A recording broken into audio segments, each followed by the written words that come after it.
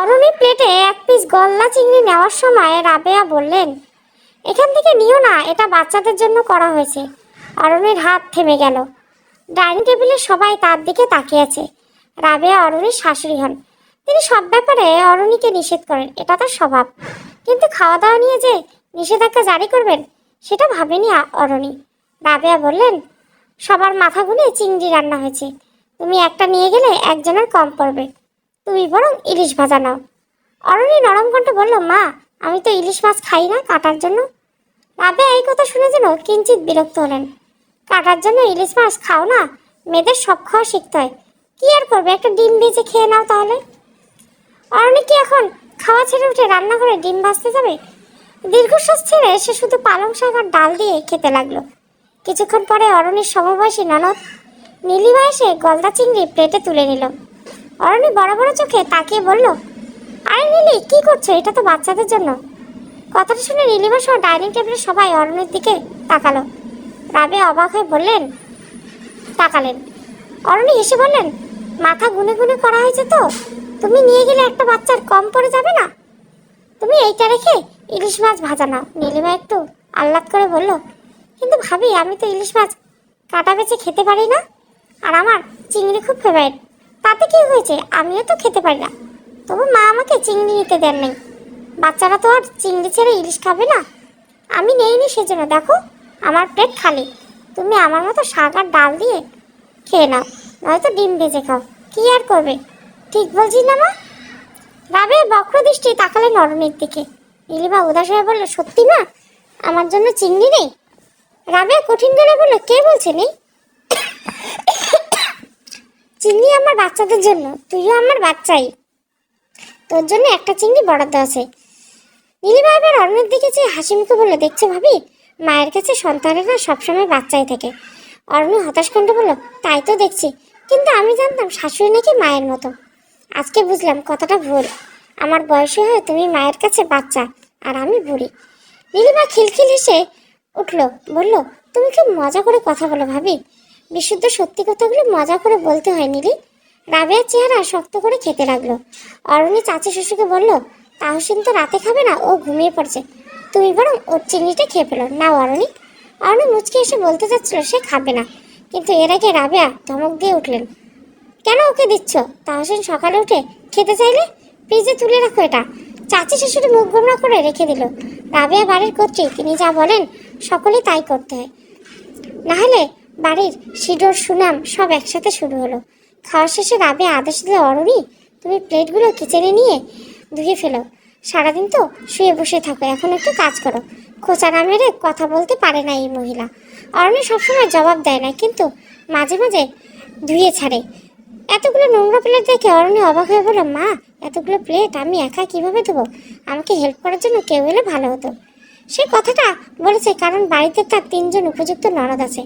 একজনের 23, অরুণীর থেকে 5 বছরের বড়। অরুণী তাকে ডাকে রুমা আপু। আরেকজনের 21, অরুণীর থেকে 2 বছরের বড়, তার নাম তানজিমা। তৃতীয়জন হলো নীলিমা, তার 18, অরুণীর সমবয়সী। তারা ডিনারের পর হৈ হৈ করে লুডো খেলতে বসেছে। আর 51 পরিবারের সকলের এটো বাসন ধোয়ার দায়িত্ব পড়েছে একা অরুণীর উপর, কারণ সে বাড়ির বউ, ঝি চাকরানির বিকল্প। রাবেয়া খোঁচা মেরে বললেন, এইটুকু কাজ একা করতে পারবো না? তোমার মা তোমাকে কি কিছুই শেখায়নি বড়দের মুখে মুখে তর্ক করা ছাড়া? রাবেয়া কথাটা এত জোরে বলল যে ড্রয়িং রুম থেকে শোনা গেল। নীলিমা আর উর্বি উকি মেরে তাকালেন। একজন ফিসফিস করে বলল, মা কাকে বকে রে? আরেকজন উত্তর দিল, কাকে আবার? ছোট ভাবিকে, সে তো সারাক্ষণ বকাই খায়। তারপর চাপা হাসির গুঞ্জন। অরুণী এবার জবাব না দিয়ে পারল না, জোর গলা বলে উঠল, তর্ক শেখাতে হয় না মা, এটা অভ্যাসের বিষয়। পরিস্থিতির চাপে মানুষ অনেক কিছু করে। আমাকে তর্ক করতে হয় কারণ এই বাড়িতে বিতর্ক ব্যাপারগুলো খুব বেশি দেখি তো, সেজন্য। অরুণী চাবুক পেটা জবাব দিয়ে এটো প্লেটগুলি রান্নাঘরে নেওয়ার জন্য গোছাতে লাগলো। রাবেয়া ছেড়ে দেওয়ার পাত্রী নন। ক্ষুব্ধ গলা বললেন, তর্কটা যেমন শিখেছ তেমন যদি ঘরের কাজগুলো শিখতে, তাহলে আজকে সমস্যা হতো না। এজন্য বংশ থেকে মেয়ে আনতে হয়, পারিবারিক শিক্ষা বলে তো একটা ব্যাপার আছে। অরুণী প্লেটগুলো নিয়ে রান্নাঘরে চলে যাচ্ছিল। শাশুড়ির কথা শুনে থেমে গেল। কাছে এসে ফিসফিস করে বলল, পারিবারিক শিক্ষার কথা যেহেতু বললেন, সেহেতু আমিও একটু বলি। আমার মা হয় না হয় আমাকে বাড়ি থেকে কাজ শিখিয়ে পাঠান নাই, কিন্তু আপনার বাড়িতে 3জন বসে আছে, যাদের সারাক্ষণ ফার্মের মুরগির মতো বসে থাকা ছাড়া আপনি অন্য কিছু শেখাতে পারেননি। রাবেয়া এত বড় কথা শুনে অগ্নিদৃষ্টিতে তাকালেন। অরণি মিষ্টি এসে বলল, খুব ভয় লাগে মা, শ্বশুর বাড়ি গিয়ে তাদের অবস্থা যদি আমার মতো হয়। জবাবটা দিয়ে অরণি দ্রুত রান্নাঘরে চলে গেল। রাবেয়া রাগে অগ্নিগিরির মতো জ্বলতে থাকে। 45 মিনিট লাগিয়ে অরণি থালা বাসন ধোয়ার কাজ শেষ করলো। রান্নাঘরে প্রচণ্ড গরম। অরণির শরীর ঘামে অর্ধেক ভিজে গেছে, খুব ক্লান্ত লাগছে তার। সিঙ্কের সামনে দাঁড়িয়ে থাকার কারণে কোমর পা উভয়ে ধরেছে। অরণি কোনো রকম হেঁটে বেডরুমে এসে বিছানায় বসলো। এসির টেম্পারেচার কমিয়ে ছেড়ে দিল। ঘর ঠান্ডা করে কিছুক্ষণ শুয়ে থাকতে ইচ্ছে করছে। এমন সময় রুমে প্রবেশ করলো রাফাত। এসে ধপ করে বিছানায় বসলো। বিছানায় নড়ে উঠলো। অরণি ভয় পেয়ে বলল, কি ব্যাপার? রাফাত আদেশ দেওয়ার মতো করে বললো, আমাকে এখনই এক গ্লাস পানি দাও, গলা শুকিয়ে যাচ্ছে। অরণি একটু তাকিয়ে থেকে জিজ্ঞাসা করলো, তোমার হাতে কি হয়েছে? হাতে কি হয়েছে মানে? হাতে কিছু হয়নি। ও, আমার কাছে পানি চাইলে তো, তাই ভাবলাম তোমার হাতে মনে হয় কিছু হয়েছে, যে কারণে পানিটা ঢেলে খেতে পারছো না। রাফাতের ক্ষিপ্ত কণ্ঠে বলল, মা তো তাহলে ঠিকই বলে। কাজের কথা শুনলে তুমি বেয়াদব মুখের উপর জবাব দিতে শুরু করো। সমস্যা কি তোমার? অরণি হাই তুলে বলল, তোমাদের ভাষায় এটাকে বেয়াদবি বলে নাকি? আমাদের ভাষায় বলা হয় উচিত জবাব। শোনো আরো, এটা তোমার বাপের বাড়ি না যে সারাক্ষণ নিচে নিচে শুয়ে মোবাইল টিপবে আর চটাং চটাং কথা বলবে। এটা জয়েন্ট ফ্যামিলি। এখানে থাকতে হলে সবার সাথে মিলেমিশে কাজ করে থাকতে হবে। Got it? অরণি ওই পাশ ফিরে শুয়ে চোখ বন্ধ করলো। তারপর বলল, থ্যাঙ্কস ফর সাজেশন। এই আমার কথা কি তোমার ফান মনে হচ্ছে? এবার দায় সারা জবাব দিয়ে কি বোঝাতে চাইছো তুমি? অরণি জবাব দিল না। রাফাত কাছে এসে অরণিকে নিজের দিকে ফেরানোর চেষ্টা করলো। অরণি ফিরল না, শক্ত হয়ে শুয়ে রইল। রাফাত শরীরের শক্তি প্রয়োগ করে বলল, অরণি লাগ লেগে গেল। উঠে বসে রাফাতকে চড় মারল সে। রাফাত অপ্রত্যাশিত চড় খেয়ে হতভম্ব। অরণি ফিসফিস করে বলল, মায়ের চামচা কোথাকার। রাফাত এখনো বিশ্বাস করতে পারছে না যে অরণি তাকে চড় মেরেছে। সে কয়েক মুহূর্ত পুরো বোকা বেনে গেল। একটু পর যখন হুঁশ ফিরল, তখনই রাগে উঠে দাঁড়ালো, গজগজ করে ঘর থেকে বের হয়ে গেল। অরণির চোখে জল চলে এসেছে তখন। এই বাড়ির একটা মানুষ যদি তার সঙ্গে একটু ভালো ব্যবহার করতো। সবাই অরণির বিরুদ্ধে, এমনকি রাফাতও। মা যা বলে তাই বিশ্বাস করে সে অরণিকে ধমকাতে থাকে। প্রতিদিন এত অশান্তি আর ভালো লাগে না, তাই রাগের মাথায় আজ রাফাতকে সে চড় মেরেছে। এই চড়ের পরিমাণ যে খুব সূক্ষ্ম হবে না তা বোঝাই যাচ্ছে। একটু পর বাড়ির সবাই বেডরুমের ঘটনা জেনে যাবে। সবার সামনে আবারও অরণিকে অপদস্থ হতে হবে। অরণির চোখ জল মুছে দীর্ঘশ্বাস ছাড়লো। সে চেষ্টা করে প্রতিবাদ করে টিকে থাকার, কিন্তু দিন শেষে খুব হাঁপিয়ে ওঠে। তার সাথে রিবাদের বিষয়টা জীবনের সবচেয়ে বিষাক্ত ব্যাপারের মধ্যে একটা। তখন শীতকাল। অরণি সদ্য ভার্সিটিতে ভর্তি হয়েছে। নবীনবরণ অনুষ্ঠানে তাকে শাড়ি পরা অবস্থায় স্টেজে নাচের পারফর্ম করতে দেখে রিফাত। সে ছিল ভার্সিটির সিনিয়র ফাইনাল ইয়ার ছাত্র। অরণিকে প্রথম দেখে রাফাতের এত বেশি ভালো লেগে যায় যে সেদিনই প্রেমের প্রস্তাব দিয়ে ফেলে। রাফাত ভার্সিটির পপুলার বড় ভাই, সাঙ্গভঙ্গ নিয়ে সারাক্ষণ ঘুরে ফিরে বেড়ায়, পলিটিক্স নাকি করে। তাই অরণি রাফাতকে সরাসরি রিজেক্ট করার সাহস পায়নি। সে বলে ভেবে জানাবে। অরণি চিন্তা করছিল রাফাত হয়তো কিছুদিন পর ব্যাপারটা ভুলে যাবে। অরণি তো আর প্রতিদিন সেজে গুজে ভার্সিটি আসবে না, স্টেজে উঠে নাচবে না। রাফাত তাকে দেখেও আকৃষ্ট হবে না। আস্তে আস্তে সব ঠিক হয়ে যাবে। কিন্তু অরণির ধারণা সম্পূর্ণ ভুল ছিল। আস্তে আস্তে কিছুই ঠিক হলো না, বরং আস্তে আস্তে সমস্ত ব্যাপার নিয়ন্ত্রণের বাইরে চলে যেতে লাগলো। রাফাত সেই যে বের হয়েছিল এখনো ঘরে ফিরে নেই। আজ সে বাড়িতে চড় নিয়ে বড়সড় একটা হাঙ্গামা তো হবেই, বোঝাই যাচ্ছে। অরণি রুমের বাইরে বের হতে কিঞ্চিত ভয় করছে। সে মোবাইল হাতে নিয়ে মাকে কল ব্যাক করলো। মায়ের ফোনে তার ঘুম ভেঙেছে। এতক্ষণ সে ঘুমিয়েছিল। শারমিন ফোন রিসিভ করে কড়া কণ্ঠে বলল, হ্যালো। আরে এসব কি শুনছি আমি? কি শুনেছি আম্মু? তুই নাকি রাফাতকে থাপ্পড় মেরেছিস? তোর কাছে সে এক গ্লাস পানি চেয়েছে বলে এটা কেমন ব্যবহার? আর অরণি আশ্চর্য গলায় বলল, তোমাকে এসব কে জানালো? কে জানালো সেটা কেন বিষয় না। তুই কি ভাবছিস তোর কাণ্ডকীর্তি আমার কানে আসবে না? সবাই জানি আমি, রোজ খবর পাই। কাজটা কিভাবে করলি আমার মেয়ে হয়ে? আগে তো তুই এমন ছিলি না। বিয়ে হওয়ার পর কি মাথা টাথা খারাপ হয়ে গেছে? শ্বশুরবাড়িতে আমাদের মান সম্মান ডোবাতে চাস? শাশুড়ির মুখে মুখে নাকি তর্ক করছিস ইদানিং? তোকে এই শিক্ষা দিয়েছি আমরা? রাফাত প্রতিদিন আমার কাছে তোর নামে বিচার দিচ্ছে। আমি এতদিন চুপ ছিলাম, কিন্তু আজ তোর তুই লিমিট ক্রস করে ফেলেছিস একদম।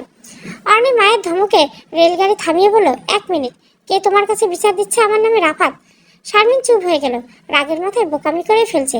রাফাতের নাম বলা নিষেধ ছিল। এখন তো স্বামী স্ত্রীর ঝগড়ার মধ্যে আবার ঝগড়া শুরু হবে। যদিও বিয়ের পর এখনো পর্যন্ত রাফাত আর অরণির ঝগড়া কখনো থামেনি।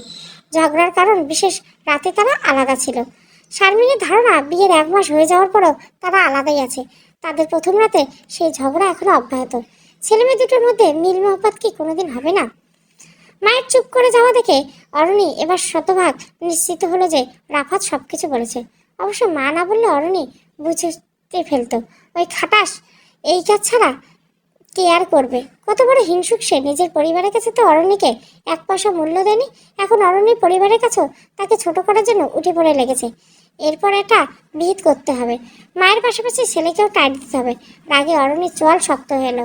শারমিন নরম কণ্ঠে বোঝানোর উদ্দেশ্য করে বলল, তুই কাজগুলো ঠিক করছিস না, যত দ্রুত সম্ভব নিজেকে শুধরে নে, না হলে নিজের মতো তো বদনাম হবে, সাথে আমাদেরও। অরণি এখন মাকে কি বলে বোঝাবে যে রাফাতকে পানি চাওয়ার জন্য চর মারেনি, মেরেছে মায়ের চামচামের জন্য। রাবের সমস্ত কথা রাফাত অন্ধের মতো বিশ্বাস করে, অরণির দিকটা একবার ভেবে দেখে না। রাবেয়া যদি বলেন, রাফাত তোর বউ মরে গেছে বাবা, যা কবর দিয়ে নিঃসন্দেহে রাফাত সেটাই করবে। অরণিকে জ্যান্ত অবস্থায় কবরে রেখে আসবে। অরণি যদি বলে আমি বেঁচে আছি, তখন রাফাত ধমক দিয়ে বলবে, আমার মা তাহলে কি মিথ্যে বলেছে? আমার মাকে তুমি মিথ্যুক বানাতে চাও? অরণি দীর্ঘশ্বাস ফেলল। শারমিনের উপদেশ দেওয়া থামলেন না। দীর্ঘ 50 মিনিট ধরে তিনি অরণ্যকে অনেক কিছু বোঝালেন। অরণি কিছু কথাগুলো শুনেই গেল, কিন্তু কিছু মানবে না। সে শুধু একটাই কথা মানে, অবস্থা বুঝে ব্যবস্থা। এখানে যার অবস্থা যেমন, তার অবস্থা সেরকম ভাবে করতে হবে। সবাই যদি অরণিকে আপন করে নেয়, তাহলে অরণি মিলেমিশে থাকবে না। কিন্তু সমস্যা হচ্ছে, এখানে কেউ অরণিকে আপন করে নেয়নি, বরং এমনভাবে বাড়ির সবাই একযোগে হয়ে ষড়যন্ত্র তার নামে ষড়যন্ত্র করতে থাকে যে তার মনে হয় অরণি যেন তাদের চিরশত্রু। আর অরণি তো কপাল করে বর পেয়েছে মাশাআল্লাহ। মায়ের কথায় উদ্বোস করা ছাড়া বিশেষ কিছু করতে পারে না। জীবনে শুধু একবার মায়ের আদেশ অমান্য করেছিল রাফাত। মায়ের কথা না মেনে অরণিকে বিয়ে করে এনেছিল। সেই থেকে রাবেয়ার খুব অরণির প্রতি। তিনি মনে করেন অরণি বুঝি রাফাতকে বশ করে ফেলেছেন। কি রিডিকিউলাস! অরণি মায়ের ফোন রেখে রুম থেকে বের হয়। পিনপথে নীরবতা বিরাজ করছে করিডোরে। অরণি আর রাফাত বেডরুমটা দোতলায়, বেডরুমের সাথে লাগোয়া ছাদ, সেই ছাদের সাথে স্টিলের সিঁড়ি দেওয়া। সেই সিঁড়ি দিয়ে যাওয়ার বাগানে যাওয়া যায়। ঘরের ভিতরে আর একটা সিঁড়ি আছে, সেই সিঁড়ি দিয়ে যেতে হয় নিচতলায়। সেখানে সারাক্ষণ হাউকাও লেগে থাকে। অরণি সেই জায়গায় খুব কদাচিৎ যায়, বেশিরভাগ সময় নিজের রুমে থাকে, নতুবা শাশুড়ি ঘ্যান ঘ্যানে শুনতে শুনতে অতিষ্ঠ হতে হয়। অরণি যা ভেবেছিল তাই। বাগানের পাটি চাদর নিয়ে বিছানা পাতা, ছোটরা এসে বসে সন্ধ্যায় খেলাধুলো করে গল্প গুজব করে, আর রাফাত মাঝে মাঝে অরণির সাথে রাগ করে এসে এখানে ঘুমায়। অরণি বুঝে না ড্রামা করে সবাইকে বোঝানোর কি দরকার যে তাদের ঝগড়া হয়েছে, এমনকি তারা একসঙ্গে থাকে না। রাফাত বিছানায় শুয়ে এলে অরণি সোফায় চলে যায়। ড্রয়িং থেকে একটা সোফা এনে তাদের বেডরুমে রাখা হয়েছে। অরণি যে ওই সোফায় ঘুমায় এই কথা কেউ জানে না। সবাই ভাবে সোফাটা আরাম করে টিভি দেখার জন্য আনা হয়েছে। অরণি রাফাতের ঘুমন্ত মুখের দিকে চেয়ে রইল। দেখে মনে হচ্ছে কত নিষ্পাপ। জীবনের জটিল কোনো অঙ্কই সে বোঝে না, তার মধ্যে শুধু সরলতা আর সরলতা। কেউ রাফাতের চেহারা দেখলে এমনটাই ভাববে। কেবল অরণি জানে এই লোকটা কত বদমাইশ, হিংসুটে আর অসভ্য। অরণি মাঝে মাঝে ইচ্ছে করে থাপড়াতে রাফাতের গাল চিরজীবনের জন্য লাল বানিয়ে দিতে। কখনো সে কল্পনা করে রাফাতকে একটা পিলারের সাথে বেঁধে রাখা হয়েছে, অরণির হাতে বক্সিং গ্লাভস।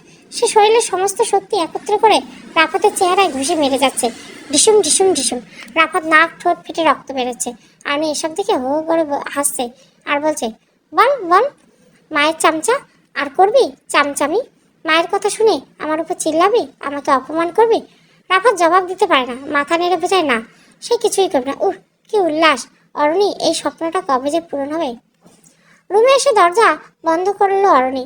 বিছানায় সে স্বাধীনভাবে বিছানায় ঘুমাতে পারে, পুরো রুমটা তার। ভাবতে ভালো লাগছে। প্রতিদিন সোফায় ঘুমানোর কারণে সকালে উঠে অরণি ঘাড় ব্যথা করে, আর সকালে উঠলে ঘাড় ব্যথা করবে না। অরণি আরাম করে বিছানায় শুয়ে আছে। রাফাতের সাথে তার একটা গোপন চুক্তি আছে। সে চুক্তি কথা কেবল সে আর রাফাত ছাড়া পৃথিবীর অন্য কেউ জানে না। অরণি যেদিন বউ হয়ে এই বাড়িতে এসেছিল, রাবেয়া সেদিনে রুড় কণ্ঠে বলেছিল, কি জাদু মন্ত্রে আমার ছেলেটাকে বশ করেছিল আল্লাহ মাবুদ জানে। তোমার জন্য এই প্রথম রাফাত আমার অবাধ্য হলো, সেজন্য তোমার প্রতি আমি অসন্তুষ্ট। সরাসরি বলছি, আমি আবার সরাসরি সব বলে দেই। তোমার মাথায় আরো যত কুচিন্তা আছে সব ঝেড়ে ফেলো। এখানে থাকতে হলে আমার আদেশ মেনে থাকতে হবে। আর খবরদার, আমার বিরুদ্ধে আমার ছেলেকে কুমন্ত্রণা দেওয়ার কথা চিন্তা মাথাতেও আনবে না, তাহলে এই বাড়ি থেকে বের হয়ে যেতে হবে। অবশ্য তুমি একা বের হবে, আমার ছেলেকে নিয়ে নেই। নতুন বউয়ের সাথে শাশুড়ির মুখে এমন কথা শুনে অরণি থতমত খেয়ে তাকিয়ে থাকে। সেই মুহূর্তে বুঝতে পারে তার বিবাহিত জীবন খুব একটা সুখের হবে না। অরণি যাকে মায়ের আসনে বসাতে চেয়েছিল, সেই মাই তাকে প্রথম দিনে শত্রু বানিয়ে ফেলেছেন। দিন দিন এই মহিলা তার জীবনে অতিষ্ঠ করে তুলেছেন। কিন্তু প্রথমে রাফাত ছিল অরণির প্রেমে দিওয়ানা। অরণি বিষ খেতে বললে সে বিষ খাবে, সাগরে ঝাঁপ দিতে বললেও তাই করবে। এই সুযোগটাই কাজে লাগাতে চেয়েছিল বুদ্ধিমতী অরণি। শাশুড়ির সাথে এক বাড়িতে থাকার চেয়ে রাফাতকে নিয়ে আলাদা থাকাই ভালো হলো না? বাসর ঘরে বসে রাফাত যখন এই ব্যাপারে অনুরোধ করে, তখন রাফাত সরাসরি বলে দেয় মাকে সে যথেষ্ট কষ্ট দিয়েছে, আর কষ্ট দেওয়া সম্ভব না। অরণি তখন শাশুড়ির হুমকির কথা রাফাতকে জানায়, কিন্তু রাফাত বিশ্বাস করে না। কারণ রাবেয়া ছেলের সামনে অরণির সাথে খুব মধুর কণ্ঠে কথা বলে, কিন্তু অরণি ওই মহিলার সাথে ভালো করে কথা বলার রুচি পায় না। এভাবে রাফাতের সামনে রাবেয়া নিষ্পাপ সেজে থাকেন, আর অরণি হয়ে যায় বেয়াদব ঘাট তারা। তবে বিয়ের প্রথম রাতে রাফাত বলেছিল তার মা যা বলবেন তা মেনে নিতে হবে। এখানে কিছু করার নেই, মা এমনই। বাড়ির সবাই যেমন সহ্য করে, অরণিকেও সহ্য করতে হবে। আস্তে আস্তে মায়ের মন জয় করতে হবে। অরণি স্পষ্ট জানিয়ে দেয় সে কারো মন জয় করতে পারবে না। যে তাকে দেখতে পারে না, তাকে তেল চর্বি মেখে সেবা করে মেয়ে অরণি নয়। সে কিছু সহ্য করবে না। আর যতদিন রাফাতের মায়ের চামচাগিরি বন্ধ না করবে, ততদিন অরণি রাফাতের কাছেও আসবে না। ছোঁয়াছুঁই তো দূরের কথা। রাফাত ভেবেছিল অরণি রাগের মাথায় এসব বলছে, 2 দিন পর ঠিক হয়ে যাবে, কিন্তু কিছুই ঠিক হয় না। পরিস্থিতি আরো জটিল রূপ ধারণ করে। অরণি বেডরুমে সোফা ঢুকে সেখানে ঘুমিয়ে শুরু করলো। একই বাড়ি, একই রুম, একই ছাদের তলায়, তারা আলাদা। তাদের এই দূরত্বর কথা কেউ জানে না। আর এই দূরত্বের প্রধান কারণ ইগো। রাফাত মনে করে তার জায়গায় সে সঠিক, অরণি মনে করে তার জায়গায় নিজের সঠিক। এভাবে কেউ কারো কাছে হার মানতে রাজি নয়। তবে রাফাত মাঝে মাঝে বলে একদিন নাকি অরণি নিজের ভুল স্বীকার করবে। তখন রাফাতের পায়ে ধরে ক্ষমা চেয়ে কাঁদবে, রাফাত তাকে মাফ করে দিবে। অরণি এই কথা শুনে প্রাণ খুলে হেসে বলেছে, ঠিকই, আমি দেখার অপেক্ষায় আছি কে কার পায়ে ধরে। আজ বাড়িতে অনেক আয়োজন, প্রচুর বাজার করা হয়েছে, অনেক রান্না বান্না। সকাল থেকে সবাই ব্যস্ত। অরণি খোঁজ পেয়েছে আজ রুমাকে পাত্রপক্ষ দেখতে আসবে। পাত্ররা নাকি অনেক উঁচু বংশ, তাদের কারি কারি টাকা গোল্ডের ব্যবসা আছে। এলাহি অবস্থা। ছেলে দেখতে সুদর্শন, রুমার পাত্র ভালো লেগেছে। এবার এই পাত্র যদি রুমাকে পছন্দ করে ফেলে, তাহলে আর কথা নেই। সকাল থেকে সবার মুখে শুধু পাত্রের গল্প। উর্মি ছোট চাচার মেয়ে, ক্লাস 7-এ পড়ে। অরণিকে সে ভীষণ পছন্দ করে। আজ সকালে উর্মি অরণির কাছে চুল বাঁধতে এসেছিল। অরণি খুব সুন্দর করে ফ্রেঞ্চ বেনি করতে পারে, উর্মির এটা পছন্দ। কথায় কথায় উর্মির থেকে পাত্র সংক্রান্ত সব খবর জানতে পারে অরণি। কিছুটা অবাক হয় সে, বাড়িতে এত কাণ্ড ঘটে যাচ্ছে অথচ কেউ তাকে কিছু জানালো না। সকাল সকাল সে ব্রেকফাস্ট খেতে নিচে চলে গেছে। তখন সবাই গুজুই গুজুই করে অনেক আলাপ করেছিল। অরণি এবার বুঝতে পারলো যেগুলো ছিল পাত্র সংক্রান্ত আলোচনা। এইবারে সবাই এমনই, অরণির সাথে কেউ সহজে কথা বলে না। অরণি যদি নিজে থেকে তাদের সাথে কথা বলতে যায়, তবে তারা উত্তর দেয়। এমন একটা ভাব করে যেন অরণি বাহিরের মানুষ, তার সামনে বাড়ির যাবতীয় বিষয় নিয়ে আলাপ করা নিষেধ। খুব অস্বস্তি লাগে অরণি, তাই সে সারাক্ষণ ঘরে বসে থাকে। তবে আজ বিকাল অন্যরকম কাণ্ড হলো। পুষ্পর মা অরণিকে এসে জানালো রাবেয়া তাকে রান্নাঘরে ডাকছেন। পুষ্পর মা এই বাড়িতে ছুটা বুয়ার কাজ করেন, শুধু সকালে আসেন, কাজ শেষে দুপুরের মধ্যে চলে যান। কিন্তু আজ তাকে সারাদিনের জন্য রাখা হয়েছে। আজ বাড়ির অনেক কাজ, অরণি জানে তাকে কেন ডাকা হয়েছে। প্রস্তুত হয়ে সে নিচে নামলো। রাবেয়া অরণিকে দেখলে অযথা সবার সামনে চেঁচামেচি করে বলল, প্রথমে ভয় পেত অরণি, কিন্তু এখন আর ভয় পায় না, পাত্তাও দেয় না। রাবেয়া গজরাতে বলল, বাড়ির কাজ কত কাজ, অথচ কেউ পটের বিবি সেজে সারাক্ষণ 2 তলায় বসে আছে। কত কাজ, রান্না বান্না কিভাবে হবে সেই চিন্তা কারো আছে? এত সহজ না সংসার করা। অরণি মিষ্টি এসে বলল, মা কি আমাকে মিন করে বলছেন? আসলে কি করবো বলুন, এই বাড়িতে তো আমার নিজেকে মেহমান মনে হয়। কেউ আমার সাথে পারিবারিক বিষয় নিয়ে আলোচনা করে না। আজ যে রুমা আপুকে দেখতে আসবে সেটা জানতে পারলাম একটু আগে, তাও পুষ্পর মায়ের থেকে। এখন মনে হচ্ছে পুষ্পর মা ছাড়া এই বাড়িতে আমাকে কেউ বুঝি চেনেও না। রাবেয়া অরণির দিকে তাকালেন না, মেজো জায়ের দিকে চেয়ে বললেন, মুখে মুখে তর্ক না করে একটু কাজে হাত লাগাও। দেখছো না কত রান্না বাকি? ওরা 7টার মধ্যে চলে আসবে। অরণি, তুমি আজ রূপচাঁদা মাছ ভুনা আর খাসির রোজালাটা করবে। মাছ কাটতে জানো তো? থাক, বাদ দাও, পুষ্পার মা কেটে দিবে। তুমি খেলে রান্নাটা সেরে আমাকে উদ্ধার করো। অরণির মুখ ফ্যাকাশে হয়ে গেল। জীবনে সে মুরগি রান্না করে নাই, রাবেয়ার এই কথা জানে, তবে ইচ্ছে করে অরণিকে রান্নার দায়িত্ব দিচ্ছেন। অথচ বাড়ির রান্না করা মানুষের অভাব নেই। এখন যদি অরণি নিষেধ করে, তাহলে তাকে অপমানিত হতে হবে। আবার নিষেধ করতে না পারলে রান্না করে দেখাতে হবে। অরণি কি করবে? রাবিয়া শিলা চাচিকে তাড়া দিয়ে বললেন, তুমি দাঁড়িয়ে আছো কেন? আমার সাথে চলো, অনেক কাজ আছে। শিলা অরণিকে পছন্দ করেন, তাই অরণির সমস্যাটা বুঝতে পারলেন হয়তো। নরম কণ্ঠে বললেন, ও এত রান্না কিভাবে করবে রাবু আপা? বাচ্চা একটা মেয়ে, ও কি এর আগে রান্না বান্না করেছে? আমি বরং ওকে সাহায্য করার জন্য এখানে থাকি। কোনো প্রয়োজন নেই, এইটুকু না পারলে আর কি পাবে? আর তুমি ওকে সাহায্য করবে কিভাবে? তোমার আলাদা কাজ আছে। অরণি একাই পারবে। কি অরণি পারবা না? অরণি বোঝাতে পারছে রাবিয়ার চালাকে, আর উদ্দেশ্য কেবল অরণিকে শাস্তি দেওয়া। অরণি মুখে মুখে সব কথার জবাব দেয়, তাই রাবিয়া তাকে সহ্য করতে পারে না, তাই ক্ষোভ তিনি এইভাবে প্রকাশ করছেন। অরণি মুখ ফুলে বলেন, পারবো, চেষ্টা করলে সব পারা যায়। ঠিক আছে, দেখি কেমন পারো। পুষ্পের মা অরণির দিকে শিলনোড়া এগিয়ে দিলেন, মশলা বাটতে হবে। অরণি অবাক হয়ে বলল, ব্লেন্ডার নেই? রাবিয়া রান্নাঘর থেকে বের হতে তো জবাব দিলেন, ব্লেন্ডার দিয়ে মেহেন্দি বাটা হচ্ছে, এখন ওইখানে দিয়ে আবার মশলা বাটতে গিয়ে মেহেন্দির গন্ধ আসবে না? শিলনোড়া দিয়ে কাজ চালিয়ে নাও। অরণি অসহায় মুখে বলল, পুষ্পমা আপনি মশলাগুলো একটু বেটে দিবেন আমাকে? রাবিয়া শয়তানি হাসি দিয়ে বলল, পুষ্পমা এদিকে আসো, তোমার এখানে জরুরি কাজ আছে। অরণি তুমি দ্রুত মশলা বেটে রান্না শুরু করে দাও, আমি এসে যেন দেখি মশলা বাটা হয়ে গেছে। পুষ্পর মাকে নিয়ে রান্নাঘর থেকে চলে গেল রাবেয়া। অরণি নিঃসঙ্গের মতো দাঁড়িয়ে রইল। সে কিভাবে মশলা বাটবে? নোরা তো হাতে তুলতে পারছে না, খুব কষ্ট হচ্ছে। দরজাল মহিলা অরণির সাথে এমন করলো তো ঠিক আছে, অরণি আজ এমন রান্না করবে যে পাত্রপক্ষ কেবল খাবারের চেহারা দেখে হাত ধুয়ে পালাবে। অরণি গায়ের রান্নাটা ভালো মতো কোমরে বেঁধে নিল। সে জন্মের রান্না করবে। আপনি অরণির হাত পুড়ে গেলে বললে কি হবে? তেলের ছটা এসে হাতে ফোসকা পড়লো। অরণি ব্যথায় এত জোরে চিৎকার করলো, কিন্তু কেউ এলো না। মাছ ভাজা চুলোয় যাক, সে দৌড়ে নিজের রুমে চলে গেল। হাতটা কি জ্বালা পোড়া করছে, দয়ার থেকে খুঁজে অ্যান্টিসেপটিক নিয়ে লাগায়। তারপর ছাদে চলে এলো। ছাদে এখন খুব বাতাস, একটু বসে থাকতে ভালোই লাগছে। রান্নাঘরে এতক্ষণে গরমে অস্থির লাগছে। এদিকে মাছ ভাজা সেই চুলে বেমলন ভুলেই গেল অরণি। একটা বিষয় ভালো করে ভেবে দেখেছিল সে, সব রান্না খারাপ হলে পাত্রপক্ষ ভাবতে পারেন তাদের ইচ্ছে করে বাজে খাবার খেতে দেওয়া আছে। এতে তারা বিয়েতে না করে দিতে পারে, আরও অনেক কিছু হতে পারে। যেহেতু রুমাকে পাত্রকে পছন্দ হয়েছে, তাই অরণি চায় না বিয়েটা কোনোভাবে ভাঙুক। তবে শাশুড়িমাকে সাহায্য করতেই হবে। তাই অরণি মাংসের রেজালা ইউটিউব দেখে আর মাকে ভিডিও কল করে দিয়ে সুন্দর করে রান্না করেছে। কিন্তু মাছটা রাখতে চেয়েছিল বিচ্ছিরি করে, কারণ মাছ অনেকে খায় না।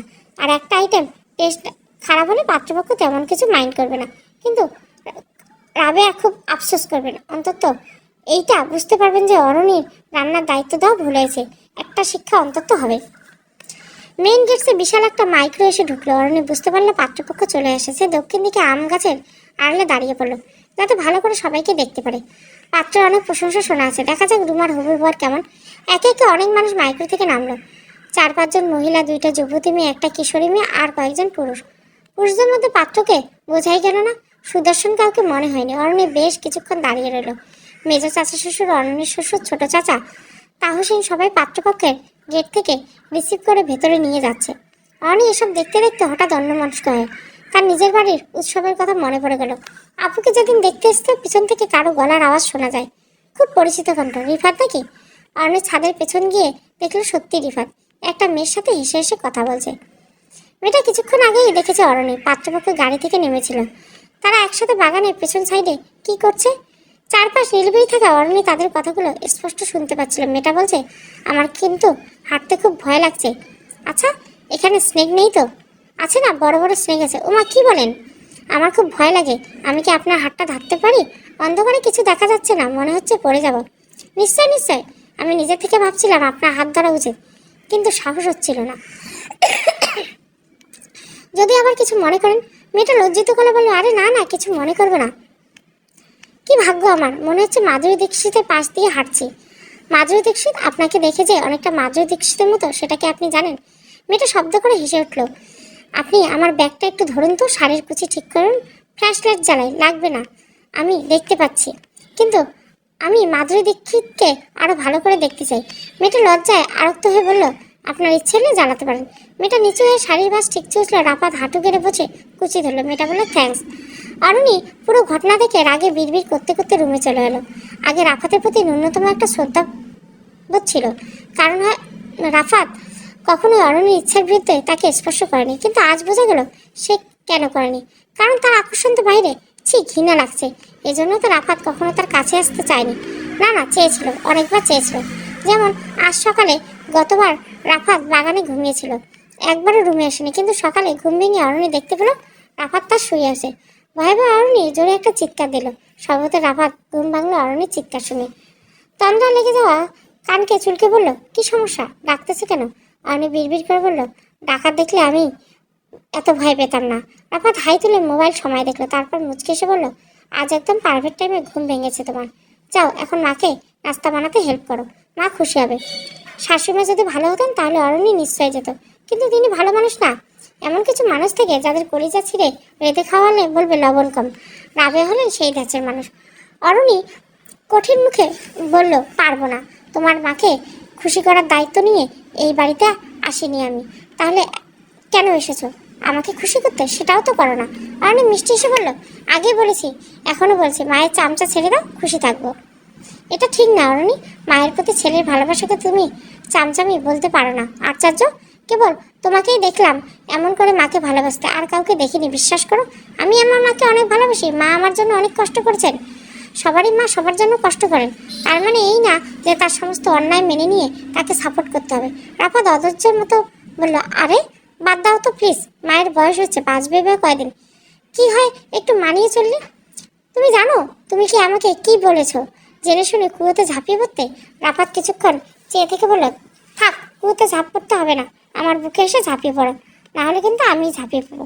রাফাত সত্যি সত্যি অরণির কাছে এলো, চুমু দিতে নিলে অরণি বালিশ নিচ থেকে ছুরি বের করে বলল, খবরদার, একদম জবাই করে ফেলবো। রাফাত ছুরি দেখে দূরে সরে গেল। হতাশ কণ্ঠে বলল, আগে জানতাম এমন অবস্থা হলে তাহলে বিয়ে না করে চিরকুমার থাকতাম। অরণি জবাবে বলল, সেম টু ইউ। এরপর রাফাত ফ্রেশ হয়ে যাওয়ার জন্য ওয়াশরুমে চলে গেল। তখন অরণি ভেবেছিল, আহারে, দরজার মায়ের জন্য শুধু শুধু মানুষটা কষ্ট পাচ্ছে। কিন্তু কিসের কষ্ট? সবাই তো রাফাতের অভিনয়, সে তো বাইরের মেয়ে নিয়ে সন্তুষ্ট। অরণির দরকার কি? তবে অরণিকে ছেড়ে দেওয়ার পাত্রী নয়, রাফাতকে সাহায্য করার জন্য কঠিন একটা ফাঁদ পেতেছে। মাছের কথা মনে পড়তে অরণির ঘাড়ের বেগে রান্নাঘরে ছুটে গেল। দেখলো শিলা চাচি বিশাল দৃশ্যে করে মেহমানদের জন্য নাস্তা সাজাচ্ছে। অরণির কাছে এসে বলল, চাচিমা, রূপচাঁদা মাছগুলো কই? শিলা অরণিকে দেখে চোখ বড় করে বললেন, তুমি মাছ ভাজতে দিয়ে কোথায় চলে গেছিলে? আমি না এলে আজকে সব মাছ পড়ে যেত। আমার হাতে ফসকা পড়ে গেছিলো চাচি, তাই অ্যান্টিসেপ্টিক লাগাতে গেছিলাম। আহারে, হাত এখনো ঠিক হয়েছে? জ্বালা পোড়া নেই? ঠিক আছে, তাহলে এগুলো ড্রয়িং রুমে যাও, মাছ আমি রান্না করে ফেলছি। থ্যাংক ইউ শিলা চাচি, তুমি খুব ভালো। তুমি না থাকলে আজ আমার কি হতো। অরণি বড় ডিশ নিয়ে ড্রয়িং রুমে এলো। এত মানুষের সামনে এইভাবে আসতে তার লজ্জা লাগছিল। সারাদিন চুলোর কাজ, তার চেহারা মলিন হয়ে গেছে, জামা কাপড় অপরিষ্কার। রাবিয়া অরণকে দেখে মুখটা কালো করে বললেন, এটা তো স্বভাব। উপস্থিত সকলের দৃষ্টি অরণের উপর স্থির করলো। অরণি তখন পাত্রের দিকে, রুমার পাশে বসে আছে ছেলেটা। যে ব্যাপারে তাকে সুদর্শন বলা হয়েছিল, এই ছেলে কিন্তু ততটা সুদর্শন নয়, বয়সটা বেশি লাগছে, 30-এর উপরে তো হবে। দিলারা চাচি বললেন, অরণি, ডিশ এখানে রেখে দাও। পাত্রের মা হাসি মুখে প্রশ্ন করলেন, ওর পরিচয়? ছোট চাচি দিলারাই জবাব দিল, এইবারে ছোট বউ, রিফাতের বউ। ও। পাত্রের মায়ের হাসি মুখ একটু গম্ভীর হয়ে বলল, মনে হয় তিনি অন্য কিছু আশা করছিলেন। অরণি এদের মধ্যে রাফাদের সাথে বাগানে হাঁটতে যাওয়া মেয়েটাকে খুঁজে পেল। রাফাদের নাম শুনে মেয়েটার চমক লাগা দৃষ্টিতে অনেকে দেখতে লাগলো, যেন বিশ্বাস করতে পারছে না। পাত্রের বাবা বললেন, তোমার নাম কি মা? অরণি হেসে জবাব দেয়, অরণি। পাত্রের মা আগ্রহ হয়ে বলেন, তোমার কোনো ছোট বোন আছে? হ্যাঁ আছে, ক্লাস 9-এ পড়ে। ওর নাম? অরণি খেয়াল করলো ননদ, শাশুড়ি, চাচি শাশুড়ি সবাই ক্ষুদ্র দৃষ্টিতে তাকিয়ে আছে। অরণি বুঝলো তার এখানে দাঁড়িয়ে থাকা কেউ পছন্দ করছে না, তাই অরণি কথা না বেরিয়ে দ্রুত বেরিয়ে এলো ড্রয়িং রুম থেকে। রাতে রাফাত রুমে ঢুকে দেখলো অরণি হাত পা ছড়িয়ে বিছানায় শুয়ে আছে। রাফাত সবাই বুঝতে বুঝতে বললো, সমস্যা কি? আজ তুমি নাকি এখানে ঘুমাচ্ছ? অরণি চোখ বন্ধ রেখে জবাব দিল, আমার এখানে আরাম লাগছে। তাহলে আমি সোফায় শো? ইম্পসিবল। Of course possible. এখন থেকে আমি যা বলবো তাই পসিবল হবে, কারণ আমার কথা মানতে তুমি বাধ্য। এক্সকিউজ মি, এত খারাপ সময় এখনো আসে নাই। অরণি ফোন টিপতে টিপতে বললো, তোমার খারাপ সময় আসতে আর বাকি নেই। এই কথা বলে রাফাত নিজের মোবাইল এগিয়ে দিয়ে এলো অরণি। রাফাত ভুরু কুচকে ফোনের স্ক্রিনে তাকাতে ভয়ে আটকে উঠলো। সীমিত সাথে যে সে বাগানে আসছিল সেই ভিডিওটা অরণি ভিডিও করে রেখেছে। রাফাত কিছুক্ষণ হাঁ করে ভিডিওতে দেখলো, তারপর ছো মেরে মোবাইলটা ছিনিয়ে নিতে চাইলো। অরণি তার আগে হাত গুটিয়ে ফেললো, তারপর হাসি মুখে বলল, আমি এখানে এই ভিডিও ফেসবুকে আপলোড করব। রাফাত পুরো ভেবাচেকা খেয়ে গেল, এইভাবে যে ধরা খাবে বুঝতে পারেনি। মেয়েটা পাত্রের ছোট বোন সিমি, সে রাফাতকে বলেছিল বাগান ঘুরে দেখাতে। আর ছাদে অরণিকে দেখতে পেয়ে রাফাতের মাথায় দুষ্টু বুদ্ধি আসে। অরণিকে জ্বালানোর জন্য সে সিমিকে সাথে টুসকি মারতে শুরু করে।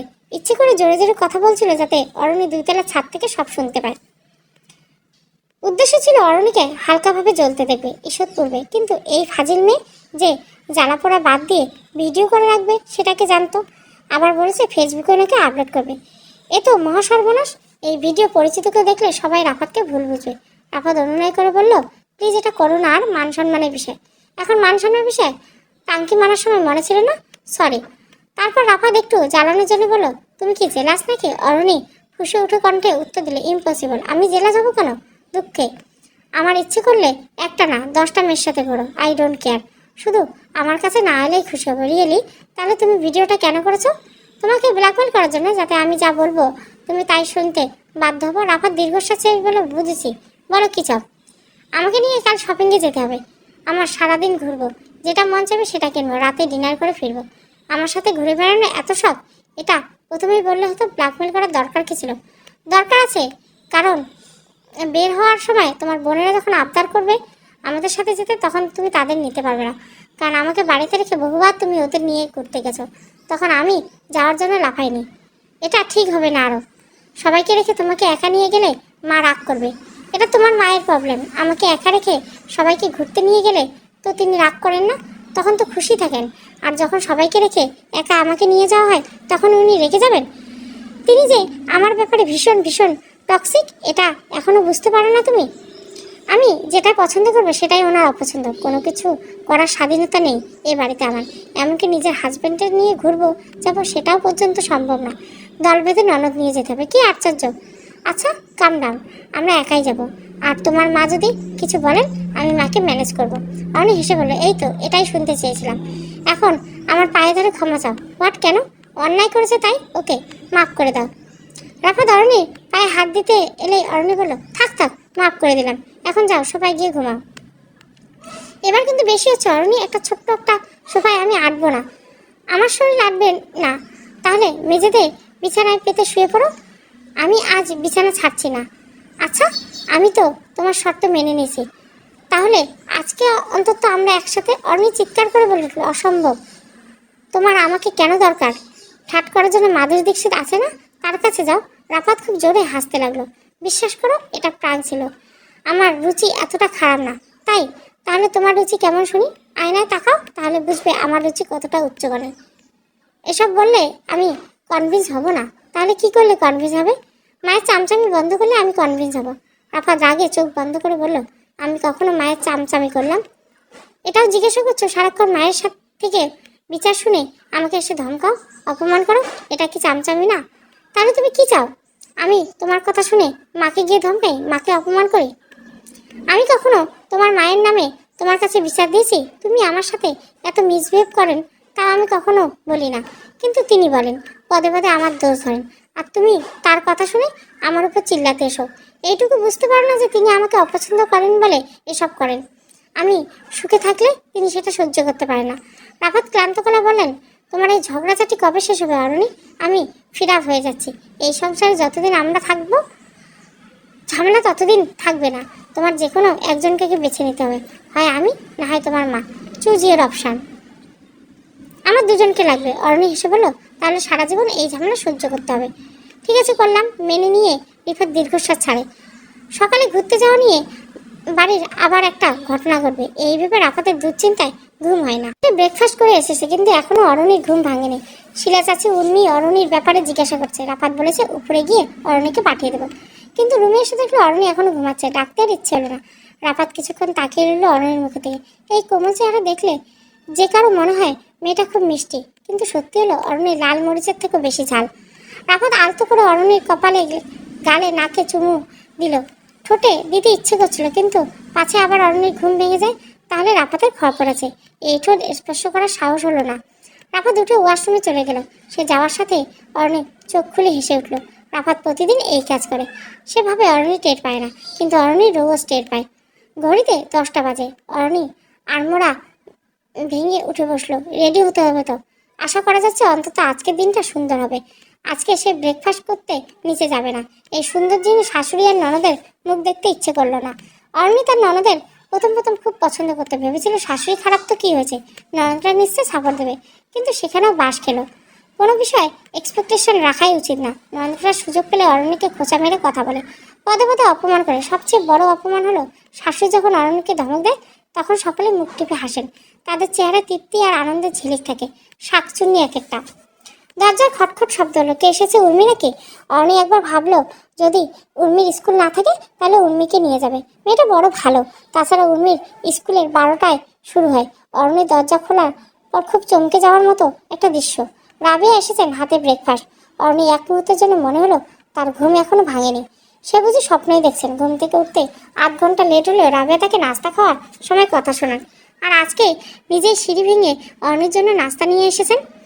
হঠাৎ এত আদর! রাবেয়া বেশ মিষ্টি করে হাসলেন। দরজার মহিলার হাসি এত সুন্দর, কিন্তু এমন সুন্দর করে তিনি খুব কমই হাসেন। শরীর খারাপ নাকি অরণি? আজ নিচে এলে না যে? এত মধুর ভঙ্গিতে এই প্রথম রাবেয়া কথা বললেন, তাই অরণির স্বভাবত অপ্রস্তুত হয়ে পড়ল। তেমন কিছু না, ঘুমটা ভাঙতে দেরি হয়ে গেছে। আচ্ছা সমস্যা নেই, এই নয় তোমার খাবার, আর কিছু প্রয়োজন হলে বলো। অরণি খাবার ডিশ নিতে নিতে বললো, থ্যাংক ইউ মা। রাবেয়া চলে যাচ্ছিল, অরণি দরজা লাগিয়ে নিবে, তখন রাবেয়া ফিরে এসে বললেন, অরণি 1 মিনিট, তোমাকে একটা জরুরি কথা বলার ছিল। জি মা বলেন। তোমার খালা শ্বশুর মানে আমার বড় বোন হঠাৎ খুব অসুস্থ হয়ে পড়েছে, আমরা দুদিনের জন্য টাঙ্গাইল যাচ্ছি। অরণি মনে মনে কি যে খুশি লাগলো, 2 দিন খুব শান্তিতে থাকা যাবে। অরণি বলল, আচ্ছা কখন রওনা হবেন? এই তো কিছুক্ষণের মধ্যে, রাফাত আমাদের গাড়ি করে দিয়ে আসবে, তুমি জলদি নাস্তা করে তৈরি হয়ে নাও। অরণির চেহারা ফ্যাকাশে হয়ে গেল।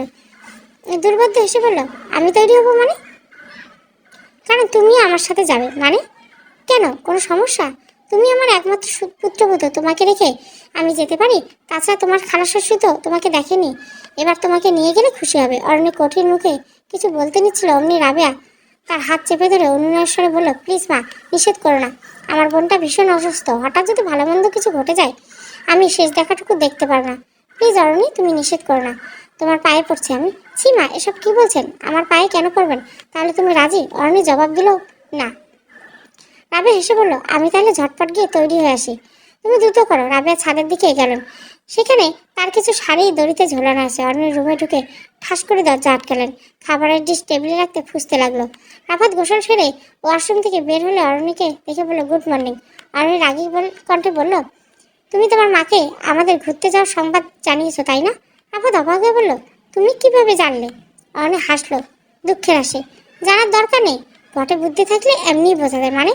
তোমার মা এসেছিল, আমাকে ব্রেকফাস্ট দিয়ে গেছেন। বা ভালোই তো, তাহলে খেয়ে রেডি হয়ে যাও। রেডি হবো, কিন্তু ঘুরতে যাওয়ার জন্য না, অসুস্থ রোগীর সেবা করার জন্য। অসুস্থ রোগী আবার কে? ও তুমি জানোই না, তুমি তো আমাদের গাড়ি করে পৌঁছে দিবে। তোমার কোন খালা নাকি অসুস্থ?